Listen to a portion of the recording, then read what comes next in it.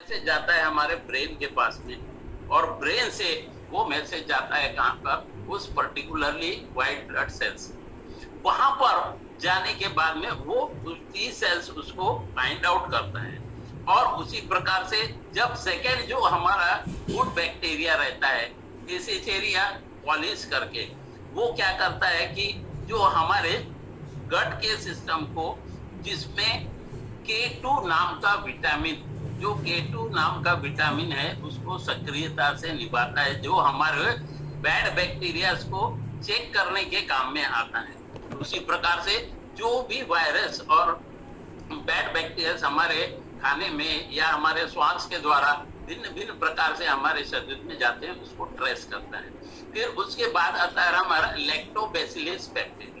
ये lactobacillus bacteria क्या करता है, हमारे विटामिन और न्यूट्रिएंट्स को प्रोड्यूस करता है और हमारे इम्यूनिटी को बूस्ट करता है। सबसे महत्वपूर्ण रोल यहाँ पर किसका हुआ, सारे चीजों के महत्वपूर्ण रोल है, लेकिन यहाँ पर जब हम बार बार इम्यूनिटी की बात करते हैं तो लैक्टोबैसिलस जो बैक्टीरिया रहता है उसकी अहम भूमिका होती है। अब ये तो हो गए दोस्तों की गुड बैक्टीरियाज की फैमिली।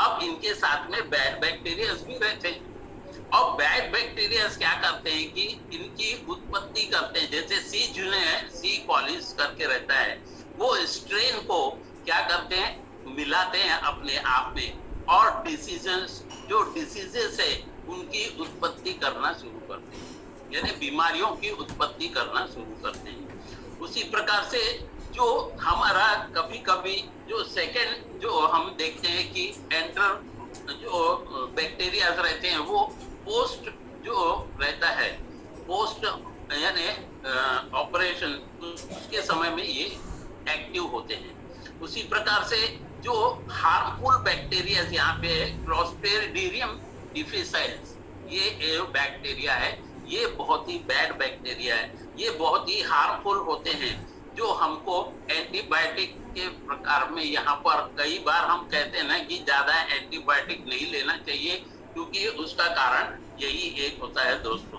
अगर एंटीबायोटिक का सेवन हमने ज्यादा किया तो डिफरेंट टाइप्स की बीमारियां हमको खत्म तो होती है, लेकिन उसकी दूसरी उत्पत्ति भी होना शुरू हो जाती है। तो यहाँ पर दोस्तों अब हम देखेंगे कि ये बैक्टीरिया का जन्म हमारे पास में कहाँ से होता है। तो दोस्तों बैक्टीरिया का जन्म कहाँ से हो रहा है, माता के गर्भ से, यानी कि जब बच्चा गर्भ में रहता है, अगर उसके गर्भ में जो पल रहा जो शिशु है उसके माता के पास में अगर गुड बैक्टीरिया है तो वो उस गुड बैक्टीरिया को मैक्सिमम एब्सॉर्ब करे।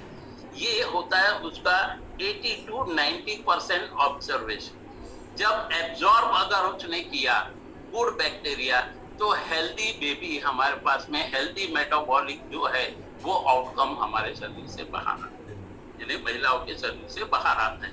लेकिन वही चीज अगर महिलाएं जब प्रेग्नेंट होती है उस समय अनहेल्दी अगर डाइट फूड के वो शिकार होती है तो उनके शरीर में बैड बैक्टीरिया ज्यादा होते हैं, और जब वो बेबी का बर्थ होता है उसमें क्या होता है कि एडवर्स मेटाबॉलिक जो है वो वहां पर एंटर हो जाते हैं, जिससे कि वो अनहेल्दी बेबी ग्रोथ होता है। अब यहाँ पर ये तो हो गया 80 to 90%, लेकिन 10% जो होता है जैसे ही बेबी का बॉर्न होते हैं, जब उस समय उसका सराउंडिंग, उसका एटमॉस्फेयर और वो उसका रहन सहन, ये सारे चीजों के ऊपर में डिपेंड करता है, जो 10 to 20% उसके ऊपर में इफेक्ट करता है। अब यहाँ पर दोस्तों आपने तो अभी तक समझ लिया होगा, अगर अच्छे से समझ में आएगा तो आपका बहुत बड़ा सौभाग्य है, आपने नोट किया होगा तो भी आपका सौभाग्य है, और नहीं नोट किया होगा तो आपका दुर्भाग्य, क्योंकि ये चीजें बार बार नहीं आती, न ही कोई डॉक्टर्स आपको समझाता है फ्री में।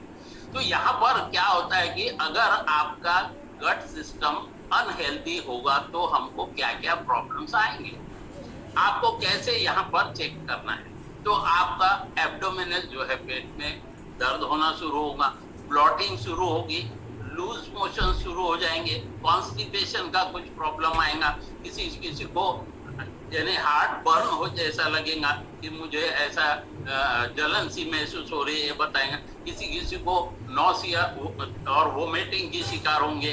अनवांटेडली क्या होगा कि वेट गेन होना शुरू हो जाएगा, कुछ न खाते हुए भी वेट गेन होना शुरू हो जाएगा। उसी प्रकार से आपके स्टूल में ब्लड आना शुरू हो जाएगा।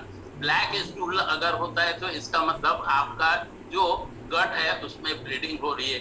सीवियर वोमिटिंग शुरू हो जाएंगी, फीवर आएगा, सीवियर स्टोमक जो है हमारा पेट का दर्द शुरू हो जाएगा।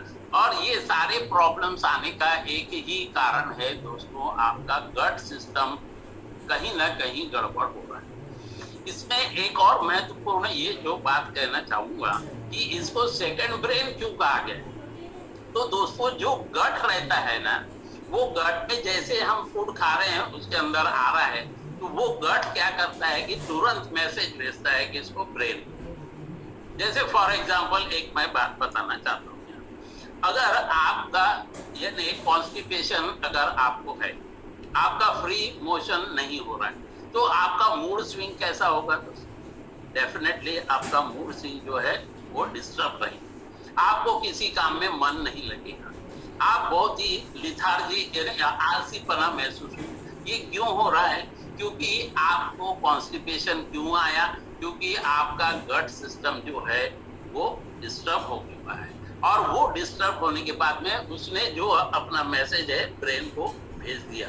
अब बोला भाई मैं तो थक गया, अब तुम देखो तुम्हारे को क्या करना है। तो ब्रेन क्या करता है, हमारा जो ब्रेन है वो इस प्रकार के स्ट्रेस से, अनवांटेड चीजों से ये हमारे को ग्रसित होता है। लिथार्जीपना, आलसीपना, मन नहीं लगना, अपचन टाइप का, यानी इस प्रकार के सारे चीजों की सिम्टम्स जो है वो क्रिएट करता है। तो इसमें पहला जो साइन होता है जो दोस्तों, वो हमारा क्या रहता है कि गैस ब्लोटिंग और कॉन्स्टिपेशन, अगर गट सिस्टम हमारा प्रॉब्लम में आया तो। दूसरा आता है हमारा स्ट्रेस और डिप्रेशन, एंजाइटी रहता है, क्योंकि हमारा ब्रेन को उसने मैसेज दे चुका है। तीसरा स्किन के प्रॉब्लम्स आते हैं, सोरायसिस हो गया है, एक्जिमा हो गया, ये सारे एक्ने हो गया, ये सारे प्रॉब्लम्स गट से रिलेटेड है। उसी प्रकार से हमारे शरीर में विटामिन मिनरल की डिफिशियंसी हो जाती है। क्यों, क्योंकि वो गट सिस्टम ने वर्किंग बंद कर दिया, तो आप जो खा रहे हो उसमें से विटामिन प्रोटीन्स कहाँ से आएगा। तो ये सारे प्रॉब्लम्स आने शुरू हो जाते हैं। उसी प्रकार से आपका वेट गेन होना शुरू होगा, ज्वाइंट पेन शुरू हो जाएंगे, और अन्य कई प्रकार की बीमारियों का आपको सामना करना पड़ सकता है।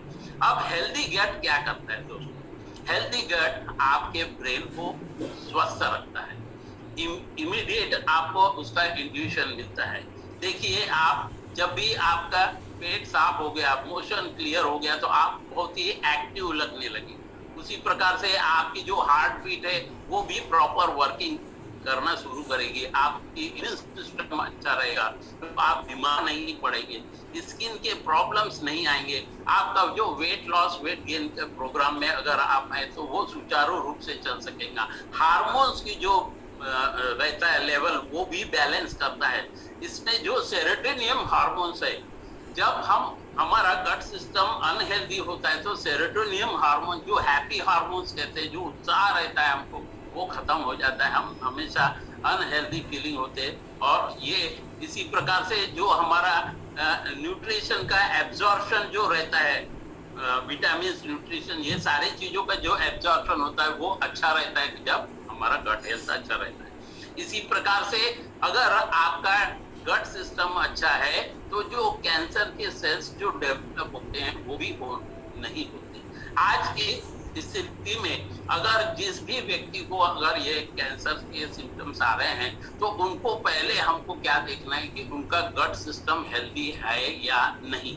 अगर डेफिनेटली उनका गट सिस्टम हेल्दी नहीं है तो वो इन बीमारियों के शिकार हो सकते हैं। उसी प्रकार से जब हमारा गट सिस्टम अगर अच्छा रहता है तो हमारा मूड अच्छा रहता है, हमारे हार्मोन्स बैलेंस होते हैं और हमारे को इन्फ्लेमेशन जो पेन वगैरह रहता है वो कम होता है, हमारा इम्यून सिस्टम स्ट्रांग होता है, हमको अच्छी एनर्जी मिलती है और हमको फूड सेंसिटिविटी यानी टेस्ट और स्मेल ये सारी चीजें जो है हमको अच्छे प्रकार से हम उसको ग्रहण कर सकते हैं या ऑब्जर्व कर सकते हैं।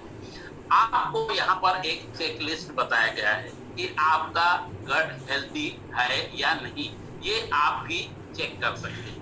क्या आप चेक कर लिए कि आपको हमेशा कॉन्स्टिपेशन रहता है या आप हमेशा डायरिया के शिकार होते हैं? क्या आपका मूड स्विंग हमेशा चेंज होता है, थकावट महसूस होती है, किसी काम में मन नहीं लग रहा है? क्या आपके मुंह से बैड ब्रेथ आती है? बोलते हैं जब तो जो हमारे